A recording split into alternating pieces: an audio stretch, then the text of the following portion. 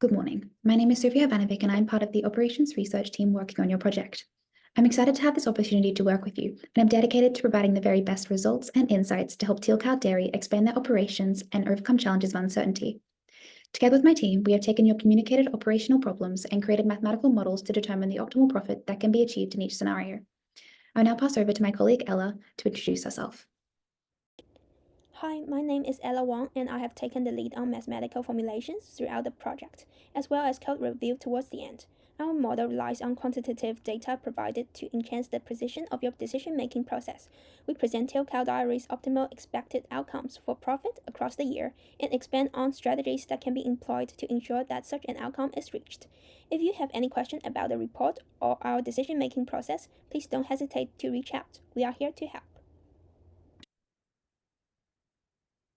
In your initial communication, we were asked to determine a weekly feeding strategy over the course of a year which will provide Teal Cow Dairy with the greatest overall profit. This was a deterministic problem, and thus an explicit optimal feeding strategy could be devised. Key points for consideration in solving the problem included the following. We consider only a sample dataset of a herd of 4 cows. Each cow has a weekly minimum required amount of feed, and profit is earned from giving the herd extra units of feed, but there is a maximum of 10 extra units per cow per week.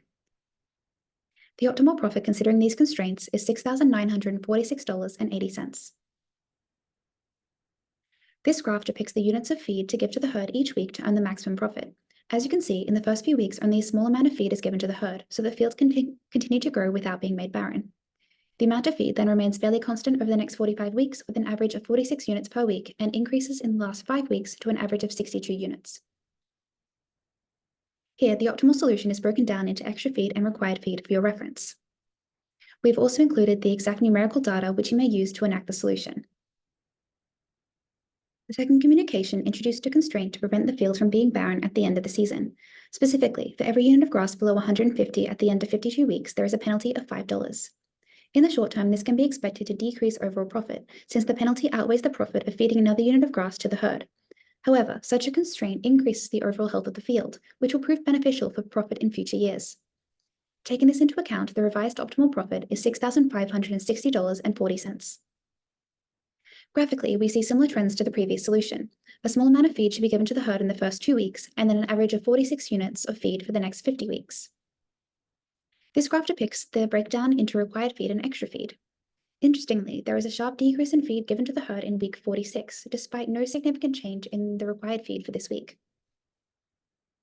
As before, we also include the optimal weekly feeding solution in numerical format for your reference. Overall, the main difference from the previous solution is a decrease in the amount of feed in the final weeks. This decrease results in a loss in profit of $386.40, which amounts to 92 units less of extra feed given to the herd. In the third communication, changes in weather were incorporated into the problem. It was assumed, for simplicity, that the weather would be good 50% of the time and poor the other 50%. With the revised model, the optimal profit is $6,502.80. Now, the problem is no longer deterministic, so we are unable to provide exact units of weekly feed to achieve an optimal profit. We will instead proceed by describing an optimal strategy.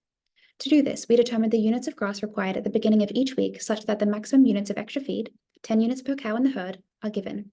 This is considered an indicator of the optimal strategy, since extra units are the source of profit for the dairy and would be maximized in an optimal solution. Our model suggests that to achieve a maximal profit, Teal Cow Dairy should aim to begin each week with the units of grass shown. The previous data is displayed in the top graph, and comparing it to the required weekly feed below, we note a similar upwards trend. In reality, due to constraints on growth, it would be infeasible for Teal Cow Dairy to have these exact units of grass available at the beginning of each week, but the strategy does serve as an indicator of thresholds of grass to strive towards to maximize profit. More realistically, this graph depicts the units of initial grass required each week to ensure over 30 units of grass are converted into milk, rather than the maximum number of 40. Such a strategy would achieve a profit of $6,619.20, which is close to the optimal profit we calculated. The 14th communication introduces a new action that needs to be decided each week. Now we can choose to dry off cows, meaning their lactation is stopped for the remainder of the season. This has 2 effects. The required weekly feed is reduced by 3 units for each cow, but dry cows cannot produce milk, and so no profit can be gained from them. With this added variable, the expected optimal profit after a year comes to $6,772.4. Again, we assume that the optimal strategy can be informed by the required initial units, such that the maximum number of extra units of feed can be given. The graph depicts these required initial units of grass.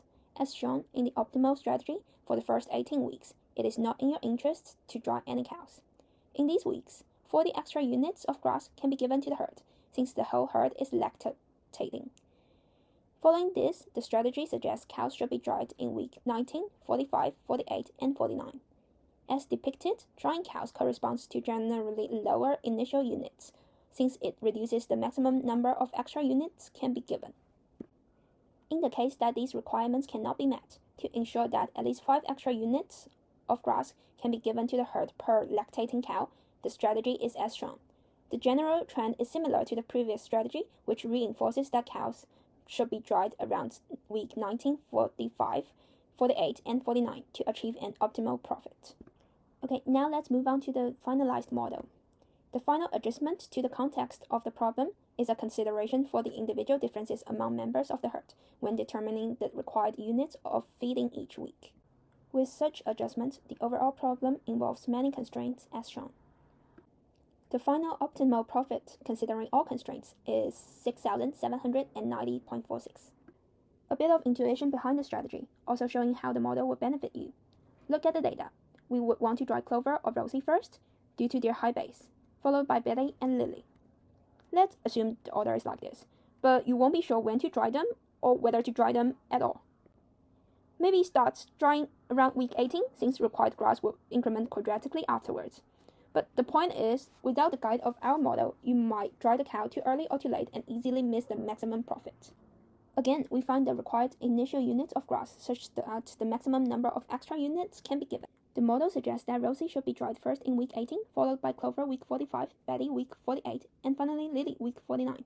Overall, it is clear that most cows should be dried closer to the end of the year to ensure that profit can be maximized throughout the year, and the required feed is minimized at the end of the year when penalties are incurred. The order we can see is in line with the intuition we had from the start. The graph depicts the required initial units of grass in this optimal strategy, as well as displaying when cows should be dried. To achieve a maximal profit, Teal Cow Diary should aim to follow this strategy as closely as possible. To make the model more accessible, as well as offer guidance even when plans deviate slightly, we have made available an interactive model which takes the current situation and determines the best next steps in an optimal strategy for communications 13 to 15. So here's the demo. For the sake of time, I'll just do 14. So let's say we want week 13. We have dried 2 cows because we screwed up. How much grass? There are quite a lot, 150. Okay, so the next week we should feed 32 to the herd, dry 0 cows, and this is our revenue. If we want to check something else, so yes, we are later in the year 40, we have dried 0 cows, which we shouldn't have. We are running out of grass. Let's say we have 50 left. Okay, then we should dry a cow immediately and feed that many to avoid the penalty. We're not doing that good, so expected revenue is pretty low. Thank you for your time, and please feel free to reach out if you require any further clarification on any of the points raised.